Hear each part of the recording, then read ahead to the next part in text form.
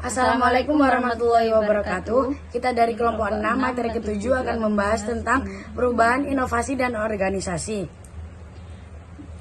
Yang pertama, pendahuluan. Organisasi merupakan perserikatan untuk mencapai tujuan bersama.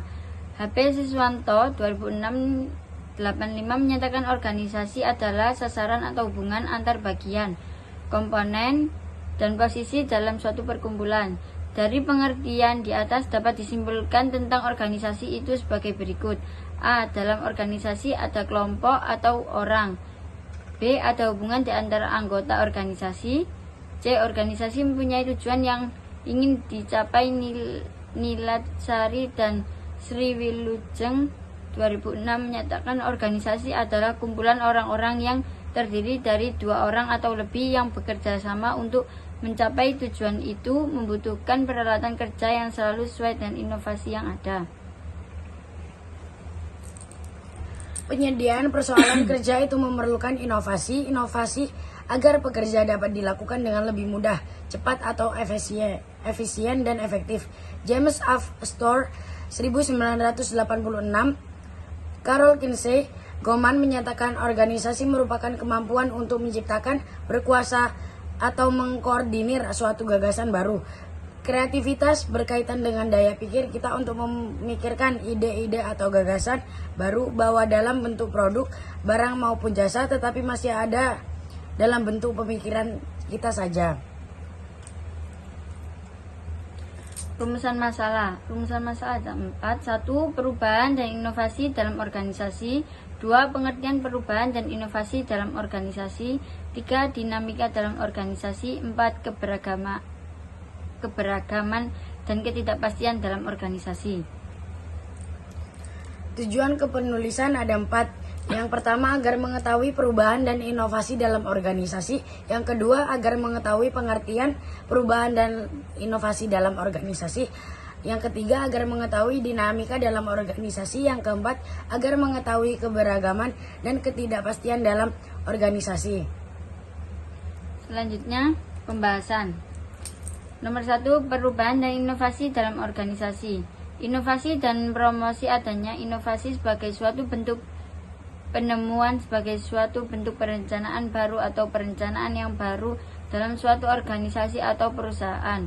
Bila diinformasikan kepada konsumen, maka hal ini akan menjadi suatu promosi. Promosi itu adalah usaha yang dilakukan oleh perusahaan untuk mempengaruhi pihak lain agar berpartisipasi dalam kegiatan perusahaan.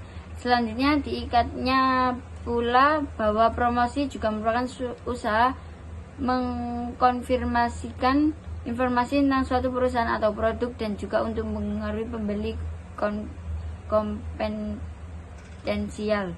Dari pendapat itu diketahui bahwa promosi adalah cara menyampaikan informasi kepada calon konsumen untuk mempengaruhi mereka supaya membeli produknya kita promosikan. Pembahasan yang kedua yaitu pengertian perubahan dan inovasi dalam organisasi. Perubahan dalam organisasi adalah proses penyesuaian atau transformasi untuk meningkatkan efisiensi atau kinerja daya saing yang mencakup aspek struktural, teknologi, proses, dan budaya.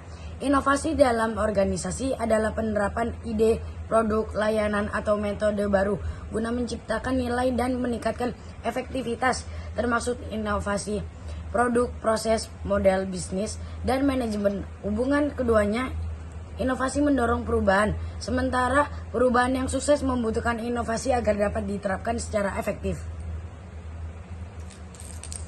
Selanjutnya, dinamika dalam organisasi. Dinamika kepemimpinan berhubungan erat dengan hubungan antara pemimpin dengan orang yang dipimpin. Sebab kepemimpinan adalah kemampuan yang dimiliki pemimpin untuk memengaruhi orang-orang yang dipimpin untuk mau bekerja keras untuk mencapai apa yang menjadi tujuan dari organisasi yang dipimpinnya.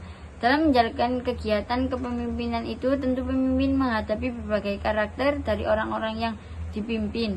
Berbagai latar belakang yang menjadi pemimpin harus bekerja keras untuk mengenal masing-masing karakter, masing-masing latar belakang dari orang yang dipimpin supaya dapat mengetahui cara yang lebih tepat untuk mempengaruhi orang-orang yang dipimpin tersebut. Kalau tidak demikian, pemimpin boleh gagal dalam menjalankan kepemimpinannya. Semua itu adalah suatu keadaan yang menggambarkan dinamika kepemimpinan untuk membawa perkembangan atau kemajuan organisasi.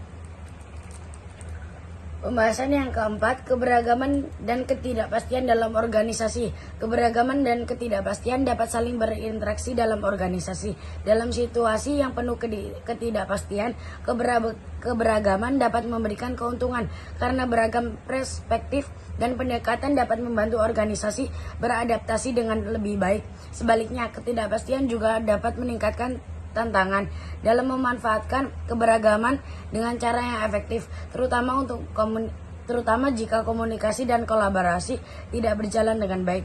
Secara keseluruhan, keberagaman dan ketidakpastian adalah dua elemen yang penting yang harus dikelola dengan kebijakan dalam organisasi untuk mencapai kesuksesan jangka panjang.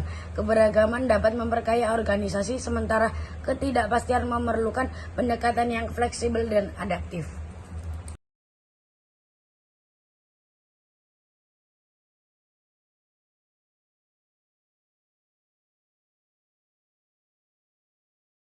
Terima kasih. Jika ada salah kata, mohon maaf. Wassalamualaikum warahmatullahi wabarakatuh.